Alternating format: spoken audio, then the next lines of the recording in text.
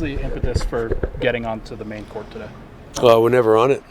Yeah, we're never on it. I think, our guys have been able to shoot on game days, when the court's been down. But I think any days that our main court is down, getting out here, getting used to the lighting, getting used to the rims, just getting a little bit more comfortable. After all, this is our home court. That was the biggest reason. And knowing today we were going to blow it out and get up and down in scrimmage, just felt makes sense. Let's scrimmage where we're going to play our games. What were the biggest takeaways from the scrimmage today? Guys competed. Yeah, it was. We mixed up a lot of the lineups. The lineups groupings that we'll see throughout the course of a game, and that's always fun to watch. Who's playing well together? Who needs some more reps? What can we clean up? I think the referees have the hardest job in the world. I don't care what kind of referee you are. I mean, the guys that get paid $15 to come in and do this, it's so not worth it. I give those guys a lot of credit. I mean, gee whiz.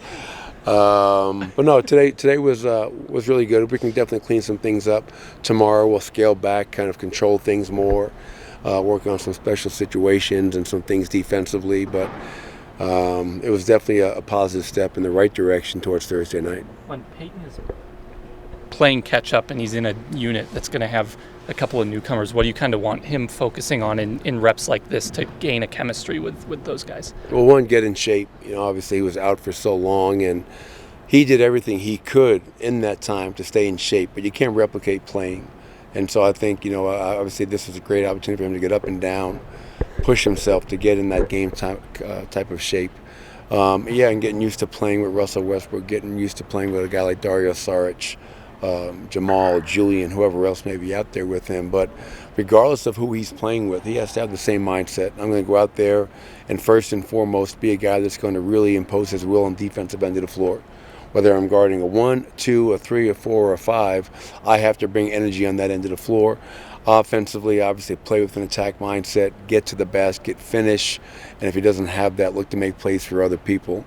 But it was just good having him back on the court playing and getting up and down, because he wasn't able to do so for the, pretty much the entire preseason.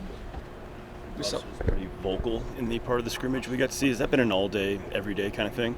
Yes. Has it ever become too much? I don't think so.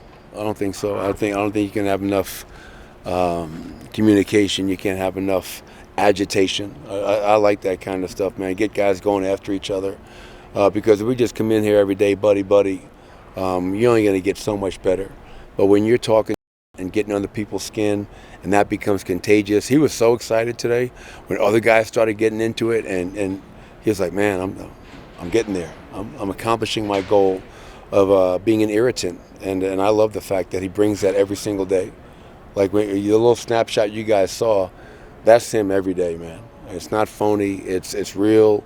He gets after it. He's hardened himself, and he pushes his teammates, and I love it. Who's the last guy you guys had that was kind of like that agitator, I guess? I think IT. I think he was a guy that was same thing. Was always talking. Little guy, but a big chip on his shoulder. Hell of a player. Will Barton, a little bit. But I there's not many guys like that. There's not. It's just there's not a normal trait. And I think for our group, and we have such a great group, special group, a group that's won a lot, but having a guy that's going to kind of stir the pot and bring an edge every day.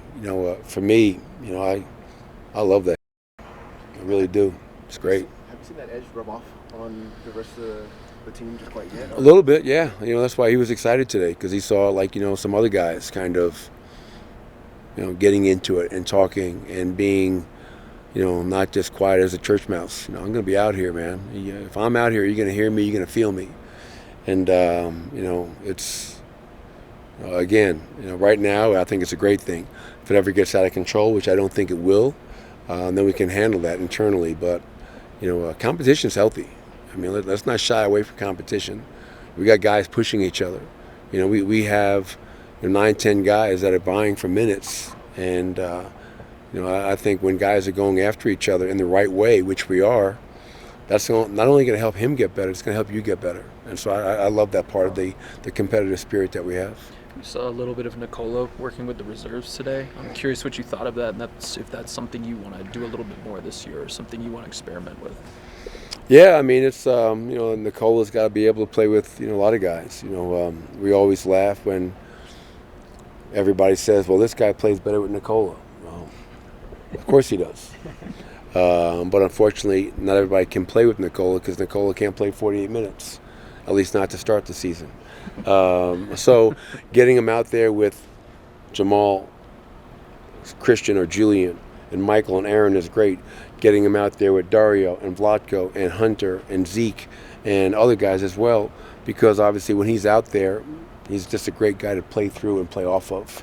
And what you love most about Nicola is his ability to make all those guys better. How difficult is it to stagger a starter and play 10 at the same time? Very hard. Obviously, as you guys know, for years we've usually gotten Jamal and/or Nicola out to have one of them in the game at all times. And I'm not saying we're going to do that again this year or not, but in the past, when you take one of your starters out to get them back in, now it makes it really hard to play 5 guys off the bench if you're bringing that one guy back. But we'll see what's best to start this season and how we're playing and what we need, and obviously we'll determine all those rotations based upon that. But it makes it difficult when you're trying to get one of those guys out to play a full 10-man rotation and give each of those 10 players a real chance to play. A guy can go in for 2 minutes and he's out. That's hard to do in this business, but I know that if I asked some guys to do that, they'd be more than ready and able to do that. Do you want to treat the first few games as a chance to experiment more with that, or do you kind of go into it with a decent idea of what it's going to be, and it might just be 1 or 2? Yeah, I mean, right now after 5 preseason games and a number of training camp practices, I have a pretty good idea of how we're going to go about it early in the season, and obviously, we'll see how those results are going, positively or negatively, and make whatever changes we need to make. And again, with Jamal, I put myself in his shoes at times. Playing the first 6 coming out, playing the next 3 to close the quarter, start the first 3 in the second coming out and closing, that's a little bit choppy.